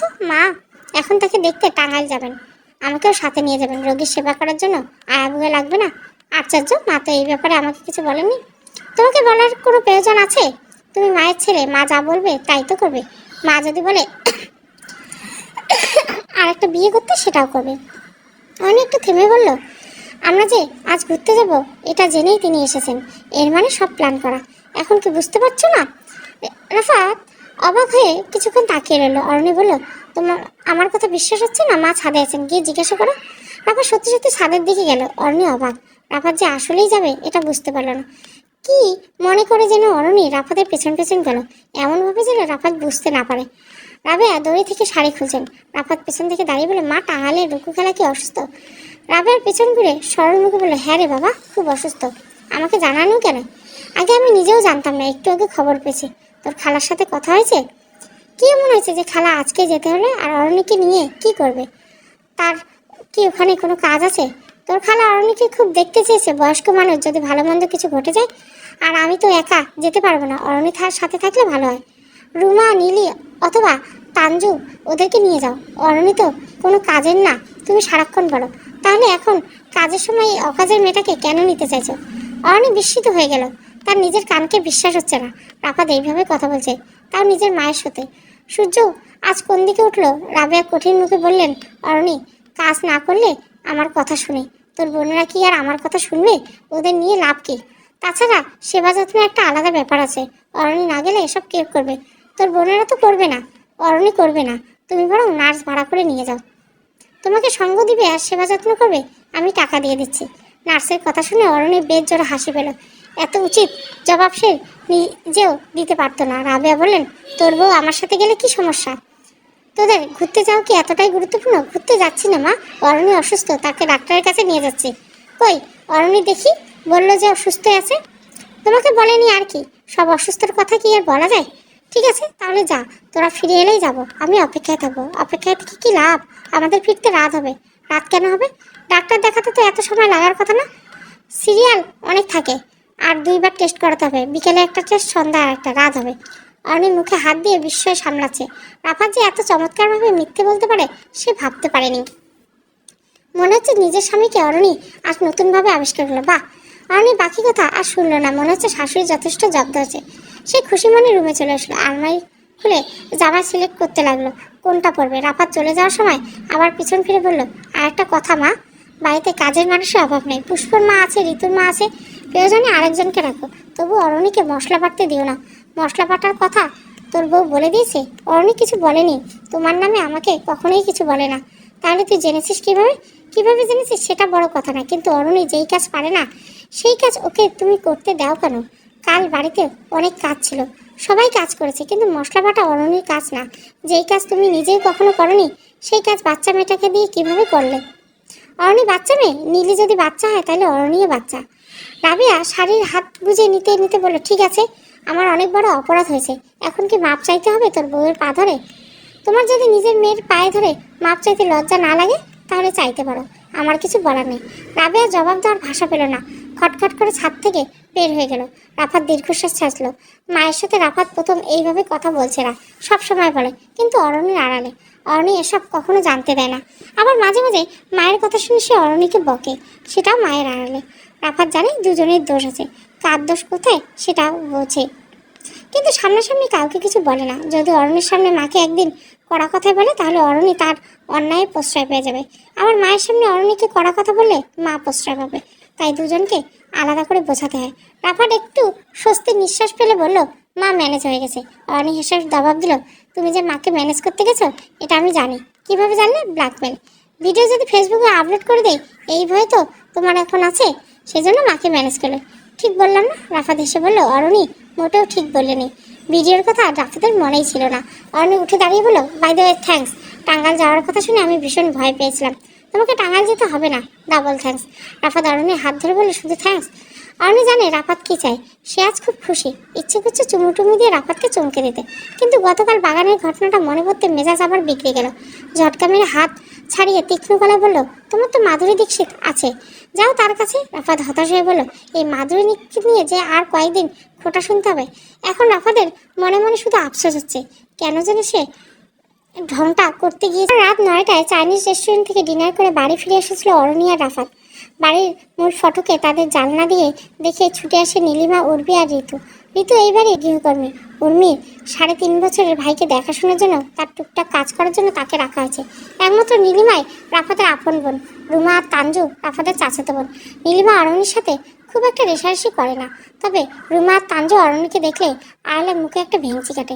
মনে মনে হয়তো বলে, আসলেন মহারানী। উর্মি অরণিদের হাতে শপিংয়ের ব্যাগ দেখে আনন্দে উদ্বিগ্ন হয়ে জিজ্ঞাসা করে, ভাবি কি এনেছো, কি এনেছো? রাফাত হাসি মুখে বলল, সবাইকে ডেকে আমাদের রুমে আসতে বল, সারপ্রাইজ আছে। নীলিমা, উর্মি, ঋতু সারপ্রাইজের কথা শুনে আনন্দে চিৎকার করে উঠলো, একে অন্যকে হাইফাই দিল। তারপর হই হই করে গেলে সবাই ডেকে আনতে গেল। অরণি রুমে এসে নিজের জিনিসগুলো আলমারিতে ঢুকিয়ে ফেললো, আর বাড়ির সবার আনা হয়েছে সব জিনিসগুলো ছড়িয়ে ছিটিয়ে রাখলো। একটু পরে তাদের ছোট্ট ঘরে সবাই এসে ভিড় জমালো। রাফাত একে একে সবার হাতে উপহার তুলে দিতে দিল। রাবেয়া মুখ ভার করে বলল, গিয়েছিলে ডাক্তার দেখাতে, এখন দেখি 14 গোষ্ঠীর জন্য শপিং করে এনেছিস, ব্যাপারটা কি? রাফাত এসে জবাব দিল, কোনো ব্যাপার না, হঠাৎ ইচ্ছে করলো সবাইকে কিছু গিফট দিতে। ইচ্ছের জন্য কি উপলক্ষ লাগে? রাফাতের হাসি দেখে অরণির দীর্ঘশ্বাস ছাড়ছিল। তার হাজবেন্ডটা যে কেমন এমন, এর কাছে কিছু আবদার করতে ভয় লাগে। বিয়ের পর নিজের জন্য তেমন কিছু কেনাই হয়নি অরণি, ভালো ভালো জামা কাপড় ছিলই না, তাই আজ ভেবেছিল নিজের জন্য ইচ্ছে মতো শপিং করবে। কিন্তু রাফাত হলো পরিবার অন্তঃপ্রাণ, অরণিকে একা শপিং করতে দেবে সে? জীবনও না। বাড়ির সবার জন্য শপিং করে ফেলেছে। অরণি যেটা কিনতে চায় রাফাত তার বোনদের জন্য সেটাও কিনে ফেলে। কি বিরক্তিকর! গাধা এটাও বোঝে না যে বোনদের দেওয়ার জন্য বাপ চাচারা আছে। রাফাতের বড় ভাই রাহাতও আছে, কিন্তু অরুণী তো রাফাত ছাড়া কেউ নেই, সে আর কার কাছে চাইবে? এর উত্তর রাফাত অন্যদেরকে অন্যটা দিবে, আমারটা আমি দিচ্ছি, তাদের সাথে আমার হিসাব নেই। এলেন আমার দয়াসাগর, আজকে যে পরিমাণ টাকা খরচ হলো তাতে অরুণী আগামী 1 বছরের শপিংয়ের নাম মুখে আনবে না। উর্মি খুশি খুশি গলা বলল, একদম ঠিক। আমার জন্য কি এনেছো ছোট ভাইয়া? পাকনি, তোর জন্য এনেছি এইটা। রাফাত একটা বড় ব্যাগ উর্মির হাতে দিল। উর্মি দেখলো ভীষণ সুন্দর একটা ড্রেস, সে অবাক হয়ে গেল। অরুণী ভুরু নাচিয়ে জিজ্ঞেস করলো, কেমন? উর্মি আবেগ হয়ে বলল, ফ্যান্টাস্টিক হয়েছে ড্রেসটা। রাফাত খুব ভাব নিয়ে বলল, তোর ভাবির চয়েস সুন্দর তো হবে, আমাকে দেখে বুঝিস না চয়েস সুন্দর না হলে কি বিয়ে করতো? এই কথা শুনে সবাই হেসে দিল, শুধু হাসলেন না অরুণী। রাফাত ঋতুর জন্য উপহার এনেছে, উপহার পেয়ে সবচেয়ে বেশি ঋতুই খুশি হয়েছে, কারণ নিজের জন্য এত দামি উপহার সে আশা করেনি। ঋতুর খুশি দেখে অরুণীর ভালো লাগলো, মেয়েটা তাকে কাজে খুব সাহায্য করে। অরুণী ইচ্ছে করে মাঝে মাঝে ঋতুকে গোপনে অনেক উপহার দিতে। তানজু আর রুমার জন্য শাড়ি আনা হয়েছে। তারা শাড়ি দেখতে মুখ পেচকি কেটে বললে একদম পছন্দ হয়নি। হয়তো তারা ভেবেছিল উর্মির জামার মতো তাদের শাড়ি অরুণীর পছন্দ হবে, কিন্তু তাদের জন্য শাড়ি পছন্দ করেছে রাফাত। অরুণী ভুলেও এদের শাড়ি পছন্দ করবে না, সে উর্মিকে পছন্দ করে বলে উর্মির জন্য জামা পছন্দ করে। শিলা মেয়ের অভিযোগ শুনে বলল, ভাই কিছু শখ করে আনলে পছন্দ হয়নি বলতে হয়, যেমন হোক এনেছে তো। রাফাত বলে, থাক চাচি, পছন্দ না হলে চেঞ্জ করে আনবো। তোরা কাল আমার সাথে মার্কেটে চলিস, যেটা পছন্দ হবে সেটা এক্সচেঞ্জ করে আনবো। আমি তো আসলে শাড়ি সম্পর্কে এত ভালো জানি না। তানজু বলল, এই শাড়ি তুমি পছন্দ করছো? হ্যাঁ আমি পছন্দ করছি। এবার রুমা হাসি মুখে বললো, অনেক সুন্দর হয়েছে ছোট ভাইয়া, আমরা তো মজা করছিলাম। তখন নীলিমা বলল, আচ্ছা ভাবি, তোমার হাতে না আরো ব্যাগ দেখছিলাম, ওগুলো কোথায়? অরুণী মুখ গম্ভীর করে রাফাতের দিকে তাকালো। রাফাত অপ্রস্তুতভাবে বলল, ওগুলো তোর ভাবির জিনিস ছিল। রুমা বলল, তাই? ভাবি কি এনেছে দেখি। এই কথা বলে রুমা নিজে আলমারির দিকে ছুটে গেল। নীলিমা দ্বিগুণ উৎসাহে বলল, আমিও দেখবো ভাবির শপিং। অরুণী মেরুদণ্ড দিয়ে শীতল স্রোত বয়ে গেল। তাদের থামাতে অরুণী দ্রুত বলল, আমি দেখাচ্ছি, তোমরা এলোমেলো করো না। কে শুনে কার কথা? ততক্ষণে সব প্যাকেট বের করা হয়েছে। রুমা, তানজু, নীলিমা তিনজনে হামলে পড়েছে দেখার জন্য। একে একে সব কিছু বের করা হলো। এর সব মধ্যে সবার নজর আটকে গেল সুন্দর ডার্ক রোজ কালার জামদানি শাড়ির উপর। রুমা শাড়িটা নিয়ে উল্টে পাল্টে দেখতে লাগলো। তানজু অভিভূত কণ্ঠে বলল, ওয়াও! অরুণী ঠিক এই ভয়টাই পাচ্ছিল, এই শাড়িটা কেনার পেছনে একটা ঘটনা আছে। আরও এই শাড়ি দেখেই মুগ্ধ হয়ে পড়েছিল অরণি, কিন্তু দাম দেখে রাফাদের কাছে চাওয়ার সাহস পারল না। পুরো 25,000 টাকার শাড়ি। ততক্ষণে বাড়ির সবার জন্য শপিং শেষ হয়েছে, অনেক টাকা খরচ হয়েছে। সেখানে সবার জন্য মাত্র 4-5 হাজার টাকা ধরে জিনিস কেনা, সেখানে অরণি তার একার জন্য 25,000 টাকা চাইতে পারে না। সে নিজে আগ্রহ দমিয়ে ফেলল। তারপর যখন তারা রেস্টুরেন্টে খেত, তখন হঠাৎ রাফাত ওয়াশরুমের বাহানা দিয়ে অরণিকে রেখে উঠে চলে যায়, আর এই শাড়িটা কিনে আনে। এই হলো ইতিহাস। তবে রাফাত অনুরোধ করছে শাড়িটা যাতে অরণি কাউকে না দেখায়, এতে বোনেরা ভাবতেই পারে ভাই পর হয়ে গেছে। ভাইয়ের বউয়ের জন্য দামি শাড়ি কিনছে আর বোনদের জন্য কম দামি। একটা রেশারেশি শুরু হয়ে যায়। অরণিতা এসে রুমে ঢুকে শাড়িটা আলমারিতে রেখে দিয়েছিল। রুমে শাড়িটা হাতে নিয়ে দেখতে দেখতে বলে, অসম্ভব সুন্দর। তানজু বলে, হ্যাঁ আমার এটা খুব পছন্দ হয়েছে, কি সুন্দর কালার, ইউনিক ডিজাইন, দেখতে ভালো লাগছে। রাবেয়া বলল, বাহ, তোরা কি আসলে ডাক্তার দেখাতে গেছিলে নাহলে শপিং করতে? অরণি, তোমার টেস্টের রিপোর্ট দেখি তো। অরণি ভেবাচাকা খেলো, এবার কি উত্তর দিবে খুঁজে পেল না। রাফাত বুদ্ধি করে বলল, টেস্ট রিপোর্ট কি যেদিন করা সেদিনে দিয়ে দেয়? 7 দিন পর যেতে বলছে। ও আচ্ছা, রিপোর্ট আনার পর আমাকে দেখিও কিন্তু। অরণি মৃদু এসে বলল, জি মাকে দেখাবো। রুমা অভিযোগের স্বরে বলল, ছোট ভাইয়া, আমাদের জন্য তুমি এমন একটা শাড়ি আনতে পারলে না? রিফাত বলল, এটা তো আর ছিল না। ঠিক আছে, এমন পেলে তোদের জন্য নিয়ে আসবো। নীলিমা বলল, আমার জন্য আনবে? তুই শাড়ি পরিস কবে থেকে? এখন থেকে পরবো, আপু ভাবিদের সাথে ম্যাচিং করে। ঠিক আছে, আনবো। তানজু বলল, আনবো বললে কি হবে, বাকির নাম ফাঁকি? তাহলে তোরা কি চাইছিস, এখনই শাড়ি কিনতে চলে যাবো? রুমা বলল, এখন কেন যাবে, এটাই আমাদের দিয়ে দাও, ভাবিকে এমন আর একটা কিনে দাও। শিলা মেয়েকে ধমকে দিল, এটা আবার কেমন অভ্যাস, অন্যের জিনিস তুই কেন নিবি? তানজু যুক্তিবাদীর মতো বলল, অন্যের জিনিস কেন হবে ভাবি? ভাবির জিনিস মানেই তো আমাদের জিনিস, ভাই যেমন আমাদের ভাবিও তো। রাফাত মীমাংসিত করার জন্য বলল, তাহলে তো হয়েই গেল, শাড়িটা তোদের ভাবির কাছে থাক, যেহেতু ওর জিনিস তোদের জিনিস, তোদের ইচ্ছে হলে ভাবির থেকে পড়বি, সমস্যা কি? অনেক সাথে সাথে বলল, না, আমি কাউকে আমার জিনিস পরতে দেই না। তোমাদের যদি শাড়িটা এতটাই ভালো লাগে তাহলে তোমরা এটা নিতে পারো, কোনো সমস্যা নেই। রাফাত অরণ্যের উত্তর শুনে বিস্মিত হয়ে তাকালো। রুমা, তানজু, নীলিমা হই হই করে শাড়ি নিয়ে বেরিয়ে গেল। বাকিরা তাদের উপহার নিয়ে চলে গেল। অরণি মুখ ভার করে সবকিছু গোছাতে লাগলো। রাফাত মুচকে এসে বলল, থ্যাঙ্কস অরণি, তোমার মনটা খুব বড়। অনেক চট করে বলল, আমার না, তোমার মন বড়, একেবারে আটলান্টিক মহাসাগরের চেয়ে বিস্তৃত। তুমি কি রাগ করেছো? না, রাগ কেন করবো? খুশিতে আমার নাচতে ইচ্ছে করছে। আচ্ছা, কালকে আমি তোমার জন্য এর চেয়ে সুন্দর শাড়ি কিনে নেবো। কোনো দরকার নেই, আমি ঠিক করেছি শাড়ি পরাই ভুলে যাব। অনেক প্লিজ, সিম্পল একটা বিষয় নিয়ে এত মাইন্ড করলে চলে? ওরা ছোট মানুষ, তুমি দেখছি তোমার মায়ের মতোই কথা বলছো। ছোট মানুষ মানে কি? রুমা আমার চেয়ে কয়েক বছরের বড়, হিসাব করছো? বয়স দিয়ে আর কি আসে যায়? ও আমার ছোট বোন, তাই সম্পর্কে তোমারও ছোট। অনেক অবশিষ্ট প্যাকেটগুলো আলমারিতে ঢুকিয়ে রাখলো। রাফাত বলল, কালই আমরা শপিং যাব। আমি আর জীবনেও তোমার সাথে শপিং যাব না। তবা করলাম, 7 দিন পর রিপোর্ট আনার কথা বলছি না, তখন যাওয়া যায়। ও ভালো কথা, এখন টেস্টের রিপোর্ট কোথায় পাবে বলো? তোমার মা যে দেখতে চাইছিল। আরে দূর, মায়ের কি 7 দিন পর মনে থাকবে? শোনো, তোমার মাকে তোমার চেয়ে আমি ভালো চিনি। তিনি যে কি পরিমাণ হিপোক্রিট। রিফাত কঠিন মুখে বলল, এবার কিন্তু একটু বেশি হচ্ছে। হিপোক্রিট মানে কি? যা সত্যি তাই। আমার মা আমার ভাবির সাথে কখনো এমন করে না। আমাকে মা এতটা স্নেহ করে না যতটা ভাবিকে করে। মা কি বলে জানো? আরে তুই তো আমার সাথে আজ সারা জীবন থাকবি না, কিন্তু আমার এই মেয়ে আমার সাথে সারা জীবন থাকবে। মৃত্যুর আগে এই আমার মুখে পানি এনে দিবে। তাই তোর থেকে ওর মূল্য আমার কাছে অনেক বেশি। তুই নিজের মেয়ে হয়ে যা পারবি না, ও পরের মেয়ে হয়ে সেটা করবে। তোমার মা এসব কিছু বোঝেন? এসব কথা কোনো চিন্তা করেন? সবার চিন্তা ধারণা তো এক হয় না। পৃথিবীতে সব মানুষকে এক দাঁড়িপাল্লায় মাপলে হবে বলো? আচ্ছা, তুমি নিজে কি করো তোমার ভাবির মতো? একবার ভেবে দেখো, তুমি তোমার ভাবির মতো কত জিনিস নিয়েছো। তোমার ভাবি কখনো রাগ করেছে? উল্টে তুমি কলেজ যাওয়ার সময় তোমাকে ভাত মেখে খাইয়েছে। তুমি কখনো ননদের জন্য এরকম করতে পারবে? এখন তুমি কি চাইছো? আমি তোমার বুড়ি বুড়ি বোনদের ভাত মাখিয়ে খাইয়ে দেই? ভাত মেখে খাওয়ানোর কথা তো বলিনি। অ্যাটলিস্ট ওদের সাথে ফ্রেন্ডলি তো হতে পারো। ওরা তো আমার সাথে ফ্রেন্ডলি না, তাহলে আমি কেন পারবো? পারবো না। এই কথা বলে অরণি বালিশে মাথা রাখলো। রাফাত ওর পাশে শুতে নিলে অরণি বলে, খবরদার, তুমি এখানে শোবে না। হয় মেঝেতে যাও, না হলে সোফায় যাও, না হলে কিন্তু আমি ঘর থেকে বের হয়ে যাব। ওকে ওকে, কাম ডাউন। আমি শুচ্ছি না, বালিশ নিতে এসেছি। রাফাত নিজের বালিশটা নিয়ে একটা চাদর বিছিয়ে মেঝেতে শুয়ে পড়লো। মেঝেতে কার্পেট থাকায় শুতে অসুবিধা হয় না। অরণি পুরনো শোয়ার সময় বিড়বিড় করে বলে, মৃত্যু, আমার সাথে কথাও বলবে না তুমি? এরপর কেউ কারোর সাথে কথা বললো না, অথচ দুজনে সারা রাত জেগে উঠলো। সকালবেলা বাড়িতে তুলকালাম কাণ্ড ঘটলো সম্পূর্ণ ভিন্ন এক বিষয় নিয়ে। পাত্রপক্ষে বিয়েতে নিষেধ করছে। এখন সেই দোষটা অরণ্যের ঘাড়ে এসে পড়ছে, কারণ সে পাত্রপক্ষের সামনে গিয়েছিল। পাত্রপক্ষ নাকি অরণ্যকে দেখে রুমাকে রিজেক্ট করেছে। এই নিয়ে বাড়ির শুরু হলো ঝগড়াঝাটি, তর্কাতর্কি। রুমা অরণ্যকে দেখে কাঁদতে কাঁদতে মুখের উপর দরজা লাগিয়ে দিল। কি আশ্চর্য, অরণ্য জানেই না তার দোষ কোথায়। আমার ঘরে ডেকে পাঠিয়েছে। ঋতু এসে বলল, ভাবি, আপনারে বড় আম্মা ডাকছেন। অরণি প্রস্তুত ছিল, তাকে এক গাদা ভাষণ শুনতে হবে, তবে সেও জবাব তৈরি রেখেছে। তাকে কথা শোনালে সে মুখে খুলে বেটে বসে থাকার মতো মেয়ে না। অরণি গায়ে ওড়না জড়িয়ে ঋতুর কাঁধে হাত দিয়ে বলল, চলো। ঋতু ভীত কণ্ঠে বুকে থুতু মেরে বলল, তোমার ডর তো লাগতেছে ভাবি। কিসের ডর? কোনো ডর নেই, চল। ঋতু দরজার সামনে দাঁড়িয়ে রইল। অরণি ভেতরে ঢুকে কাটছাট করে বলল, ডেকেছেন মা? রাবেয়া বিছানায় পায়ের উপর পা তুলে বসে আছেন, দৃষ্টি তীক্ষ্ণ, চেহারা গম্ভীর। তার এই দৃষ্টিকে সবাই ভয় পায়, কেবল অরণি ছাড়া।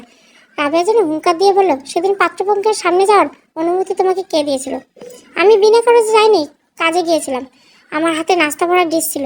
তোমাকে নাস্তা পরিবেশন করতে কে বলেছে? তুমি না কি ঋতু? আমি আসলে জানি না মা, আমি কে আপনি বলে দিন।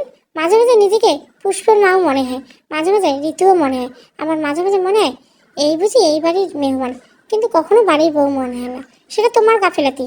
এই বাড়ির বউ হওয়ার মতো কি এমন করেছো তুমি? জীবনে সবচেয়ে বড় ভুল ছিল তোমার সাথে আমার ছেলের বিয়ে দেওয়া।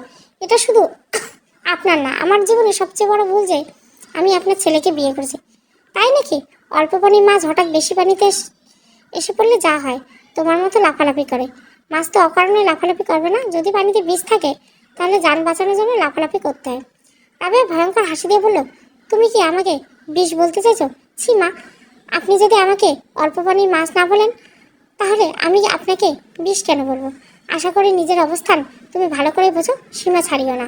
আমি নিজের অবস্থান অবশ্যই খুব ভালো করে বুঝি, আশা করি বাকিরাও তা দ্রুত বুঝে যাবে। এরপর থেকে আর কখনো আমাদের বাড়ির কোনো মেয়েকে পাত্র দেখতে এলে তুমি তার সামনে যাবে না। আমার যাওয়ার কোনো ইচ্ছেও নেই। আর যে বিয়ে হওয়া সেটা এমনিই হবে, আমি গেলেও হবে, না গেলে হবে। রাবেয়া টিপ্পিনি কাটার উদ্দেশ্য করে বলে, আচ্ছা, তুমি কি বুঝে তোমার ছোট বোনের কথা ওদের সামনে বলতে গিয়েছিলে? কি ভেবেছিলে ওরা রুমাকে রেখে তোমার বোনের জন্য প্রস্তাব পাঠাচ্ছে?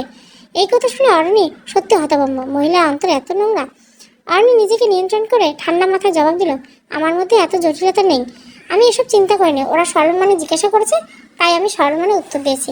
এছাড়া অথই মাত্র ক্লাস 9-এ পড়ে। ওরা বিয়ের কথা চিন্তা খুব দেরি। অথচ তোমার হাবভাব দেখলে মনে হয় বোনের বিয়ে দেওয়ার জন্য উঠে পড়ে লেগেছ। এমন কথা আপনি চিন্তা করলেন কীভাবে? ওইরকম একটা 38 বছরের লোকের সাথে আমার বাচ্চা বোনের বিয়ে, এটা কি কখনো সম্ভব? কি জানি, তোমাদের জন্য তো সব কিছু সম্ভব। যেখানে তোমার মা তোমাকে এক কাপড়ে পাঠাতে পেরেছে, মেয়ে জামাইকে পর্যন্ত এক কানা করি দেয়নি, উল্টে হাত ভরে নিয়েছে সেই ফ্যামিলি বিলিং করে, তুমি আর কি শিখবে? অরণি মাথা থেকে পা পর্যন্ত জ্বলে উঠল। ভদ্রমহিলা আবার এই বিষয়ে খোঁচা মারছেন, অথচ রাফাত তাকে কথা দিয়েছিল যে তার মা এই বিষয়ে আর কখনো অরণির সাথে লাগতে আসবে না। অথচ তিনি আজকে একই কাজ করলেন। হ্যাঁ, অরণির সাথে যখন রাফাতের বিয়ে হয় তখন রাফাত মোহরানার সাথে মিটিয়ে দিয়েছিল। সেই টাকা অরণি নিজের ব্যাংকে জমিয়ে রেখেছে, কিন্তু রাবেয়া মনে করেন অরণির টাকা তার বাপের বাড়ি পাঠিয়ে দিয়েছে। অরণির বাবা নেই, বড় ভাই আর মা আছেন। বড় আপার স্বামী হিসেবে দুলা ভাইও আছেন। বিয়ের পর অরণির বড় ভাই অনিকেত রাফাতকে স্বর্ণের ঘড়ি, আংটি সহ অনেক উপহার দিয়েছিল। অরণির দুলাভাইও দিয়েছেন। সেই সব কিছু অরণি নিজের লকারে রেখে দিয়েছিল। রাফাত নিজেই অরণির হাতে তুলে দিয়েছিল, কারণ সে যৌতুক নেবে না। তাই অরণি শ্বশুরবাড়ির মানুষদের জিনিসগুলো দেখায়নি, পরোক্ষ হলেও সেই সব যৌতুকের পর্যায়ে পড়ে। অরণি জিনিসগুলো বাঁচিয়ে রেখেছে, যদি কখনো সুযোগ হয় তাহলে ভাইয়ের জিনিস ভাইকে ফিরিয়ে দেবে, নাহলে নিজে খরচ করবে, তার শ্বশুরবাড়ির লোকদের দিবে না। রাবেয়া এইসব বিষয়ে জানে না বলে ভাবেন অরণির পরিবার ফকির, সেজন্য এত খারাপ ব্যবহার সুযোগ পান। অরণির গলা গরম কণ্ঠে বলে উঠল, মুখ সামনে কথা বলুন মা, আমার ফ্যামিলি সম্পর্কে এভাবে বলে আপনি কে? আমি তো বলবো যাও দেখছি তাই বলবো, নেওয়া ছাড়া দেওয়ার কি আছে, শিখেছ? দেওয়া নিয়মটা কে তৈরি করলো? আপনার মতো লোভী মানুষরা। রাবেয়া কাছে এসে শটান করে অরণির গালে চড় মারল। কোন সাহসে আমাকে তুমি লোভী বলছো, বেয়াদব মেয়ে? দরজা থেকে সেই দৃশ্য দেখে বিস্ময়ের মুখে হাত চলে এলো ঋতুর। সে দৌড়ে শিলা চাচির ঘরে গেল। শিলা চাচির মোবাইল থেকে রাফাতকে ফোন করে পুরো ঘটনা জানালো। ঋতু হচ্ছে রাফাতের ব্যক্তিগত গোয়েন্দা। বাড়িতে কখন কি হয় সব খবর ঋতুই চালান করে রাফাতের কানে। অরণিকে দিয়ে মশলা বাটানোর কাহিনী ঋতুর থেকে জানতে পেরেছিল রাফাত। চর খাওয়ার পর একটা শব্দ উচ্চারণ না করে শাশুড়ির রুম থেকে বেরিয়ে আসে অরণি। সে মুখ খুলে আজকে ভয়াবহ জ্বর হতো। অরণি ঘরে এসে দরজা আটকায়, ওয়াশরুমে ঢুকে যায়। জামা কাপড় না খুলে শাওয়ারের নিচে দাঁড়িয়ে পড়ে। উঁচু শাওয়ার থেকে ঝপঝপ পানি অরণির শরীর ভিজিয়ে দেয়। অরণি মাথা ঠান্ডা করার চেষ্টা ব্যর্থ। প্রায় 1.5 ঘন্টা গোসল শেষ করে সে রুমে এসে লাগেজ ব্যাগ গোছায়। প্রায় 1.5 ঘন্টা সময় সে শুধু শাওয়ারের নিচে দাঁড়িয়ে থেকেছে, অন্য কিছু করেনি। ঠান্ডায় গলা বসে গেছে। ভেজা কাপড় বদলে অরণি হালকা জ্বর জ্বর লাগলো। তবু এই বাড়িতে আর এক মুহূর্ত নয়। সে ট্যাক্সি ডেকে এক্ষুনি বেরিয়ে যাবে। মোবাইল হাতে নিল উবার কল করার জন্য। দেখলো রাফাতের 11টা মিস কল। এখন আবার রাফাত কল দিচ্ছে। অরণি সেই কল ধরলো না, কেটে দিল। রাফাত মেসেজ করলো, প্লিজ অরণি ফোনটা ধরো, প্লিজ, দোহাই লাগে। অরণি তাও ধরলো না। এই মানুষটার প্রতি তার সবচেয়ে বড় রাগ। জোর করে তাকে বিয়ে করেছিল রাফাত, আর এইভাবে কষ্ট দিচ্ছে। সে বাড়িতে অরণির কোনো সম্মান নেই, চাওয়া পাওয়া নেই, দাম নেই। সেই বাড়িতে অরণি থাকবে না।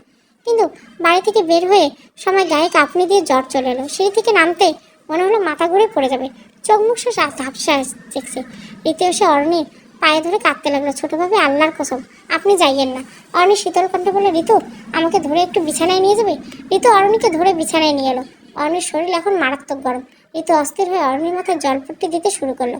অরণি চুপচাপ বিছানায় শুয়ে ছিল। আস্তে আস্তে ঘুমিয়ে পড়ল। সারাদিন কিছু খেলো না সে। জোর করে তাকে পানি পর্যন্ত খাওয়ানো যায়নি। সন্ধ্যায় রিফাত ফিরল। সে ঢাকার বাইরে ছিল, তাই বাড়ি ফিরতে এত দেরি হলো। রুমে ঢুকে দেখলো ঋতু অরণির মাথার কাছে থম মেরে বসে আছে। অরণি ঘুমন্ত। রাফাত নিম্নেশ্বরে জিজ্ঞাসা করলো, কি অবস্থা? জ্বর একটু কমেছে, এখন অনেকটা ভালো, কিন্তু ভাবি সারাদিন কিছু খায়নি কেন? ঋতু মাথা নিচু করে বলল, বড় আম্মা লগে গুসা করছে, তুই যা নিচ থেকে খাবার নিয়ে আয়, আমি ওর পাশে বসছি। আমি নিচে যাইতে পারবো না ছোট ভাইয়ে। কেন? বড় আম্মা আমারে দেখলে বকবে। সারাদিন আমি ভাবির কাছে ছিলাম, নিচে থেকে আমারে অনেকবার ডাকছে, আমি যাইনি। রাফাত দীর্ঘশ্বাস ছেড়ে বলল, ঠিক আছে তাহলে তুই এখানে বসে থাক, আমি যাচ্ছি।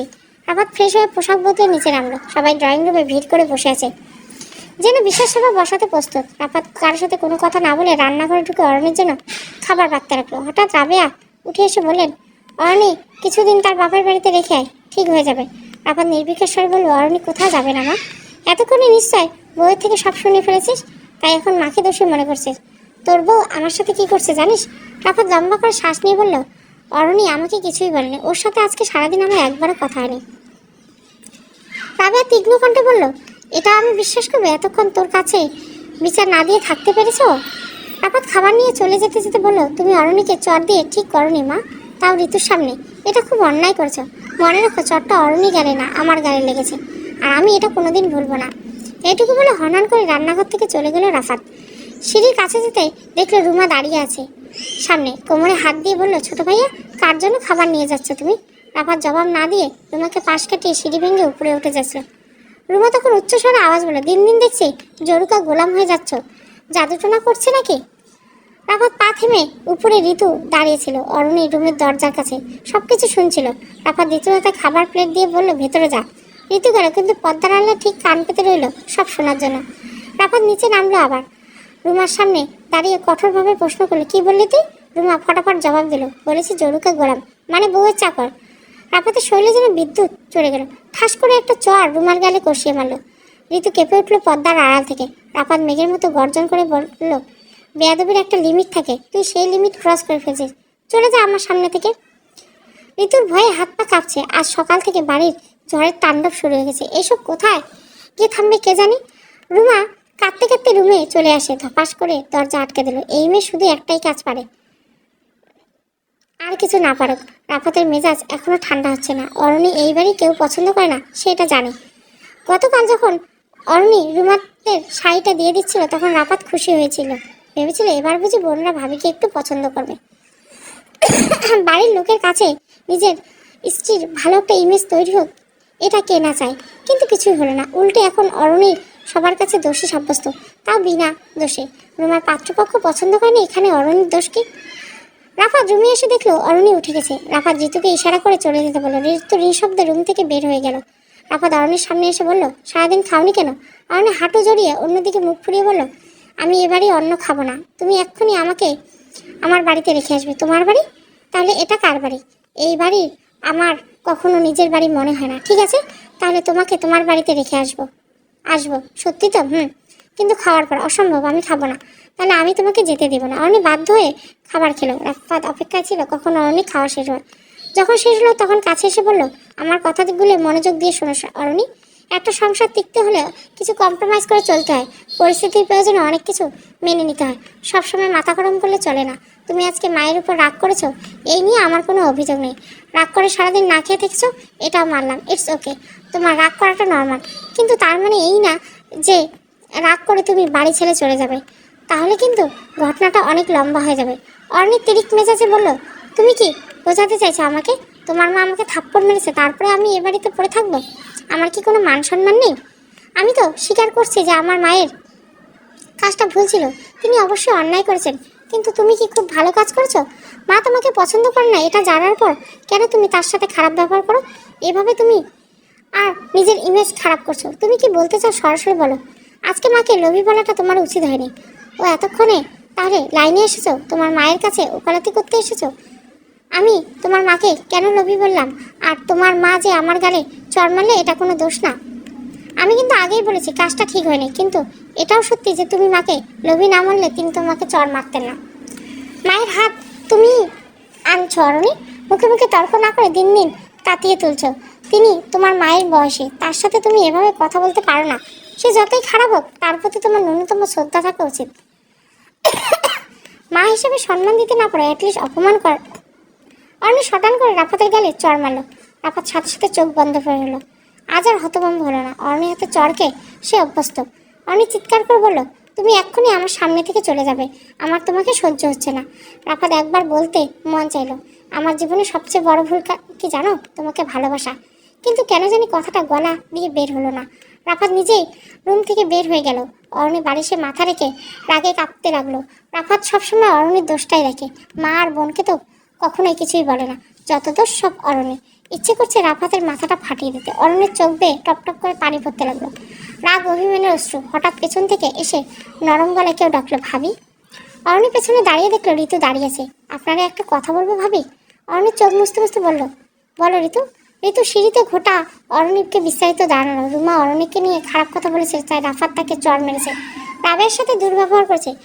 ঋতু নিচে গিয়ে সব জানতে পেরেছে। রাফাত নাকি বলেছে অরণির গালে চর মারা মানে আমার গালে চর মারা। অরণি এসব শুনে আশ্চর্য হয়ে গেল। রাফাতের থেকে ব্যবহার তো আশা করেনি, এখন রাফাতকে চর মারার জন্য খুব খারাপ লেগেছে। ঋতু চলে যাওয়ার পর অরণি মন দিয়ে ব্যাপারগুলি চিন্তা করলো। রাফাত তাকে আজ খারাপ কিছু বলেনি, যদিও অরণি কখনোই তার শাশুড়ির সাথে মিশতে পারবে না, কিন্তু রাফাত চায় তারা যাতে মিলেমিশে থাকুক। তাই নিজের দিক থেকে শুধু একটা চেষ্টা করেছে। সেই জন্য রাফাত গালে চর দেওয়াটাও সমীচীন হয়নি। আফসোস হচ্ছে শুধু অরণি রুম থেকে বের হলো। রাফাত এখন কই আছে সে জানে, নিশ্চয় বাগানে মাদুর বিছিয়ে শুয়ে আছে। অরণি ছাদের সাথে লাগোয়া স্টিল সিঁড়ি দিয়ে নেমে চলে এলো। যা ভেবেছিল চাই রাফাত এখানেই আছে। অরণি গিয়ে রাফাতের সামনে বসলো। রাফাত ওকে দেখে সাথে সাথে অন্যদিকে ঘুরে গেল। অরণি কম যায় না, রাফাত যেদিকে ঘুরছে অরণি এবার সেদিকে গিয়ে বসলো।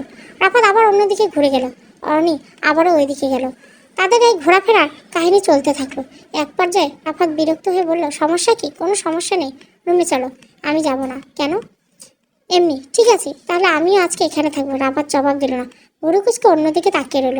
অরণি রাফাতের পাশে শুতে শুতে বলল, আচ্ছা এখানে তুমি ঘুমাও কিভাবে? ভয় লাগে না হঠাৎ যদি সাপ চলে আসে?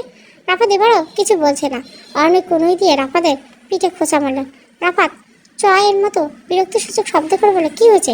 আমার সাথে কথা বলছো না কেন? ইচ্ছে করছে না। অরণি কিছুক্ষণ আগে রেগে তাকিয়ে রইল। সেও দেখবে রাফাত কতক্ষণ চুপ করে থাকতে পারে। একটু পরে আকাশ ভেঙে জোরে বৃষ্টি নামলো। বলা নেই কওয়া নেই তুমুল বর্ষণ। রাফাত উঠে বসতে বলল, অরণি রুমে চলো, তোমার আবার জ্বর আসবে। অরণি আবারও জেদ ধরলো। চোখ বন্ধ করলে বলল, আমি যাব না। এতক্ষণ আমার কথা শুনছো না, এখন আমি শুনবো না, যাও প্লিজ। অরণি দোহাই লাগে, ওঠো। নো। রাফাত কিছুতেই অরণিকে ওঠাতে পারছে না, তাই বাধ্য হয়ে নিজের শরীর দিয়ে এভাবে অরণিকে আবৃত করে একটা ফোঁটা বৃষ্টির পানি থেকে স্পর্শ করতে না পারে। অরণি রাফাতের পাগলামি থেকে খিলখিল করে হেঁটে উঠল। দু হাত রাফাতকে জড়িয়ে ধরে বুকে মাথা ঠেকে বলল, আজ আমি কোথাও যাব না। রাফাত শীতল শরীর নিমেষে উষ্ণ হয়ে গেল। তাদের বিবাহিত জীবনে 37 দিন পর আজ প্রথমবারের মতো তারা আজ ঘনিষ্ঠ হয়েছে। এর আগে কখনো অরণির এত কাছাকাছি আসা হয়নি। আজকের রাতটা রাফাতের জন্য সবচেয়ে বিশেষ। সে অরণির চুলে মুখ ডুবিয়ে দিল। মনে মনে পৃথিবীর সবচেয়ে সুন্দর সৌরভ বুঝে এই চুলের মধ্যে আছে। হঠাৎ করে রাফাতের মনে হলো, বেহেশতে কি শুধু মায়ের পায়ের নিচে থাকে, নাকি বউয়ের চুলের সুগন্ধে থাকে? চলবে অরণি তোমার জন্য। প্রথম পার্ট ভালো লাগলে অবশ্যই লাইক, শেয়ার এবং সাবস্ক্রাইব করবেন। Thank you for watching.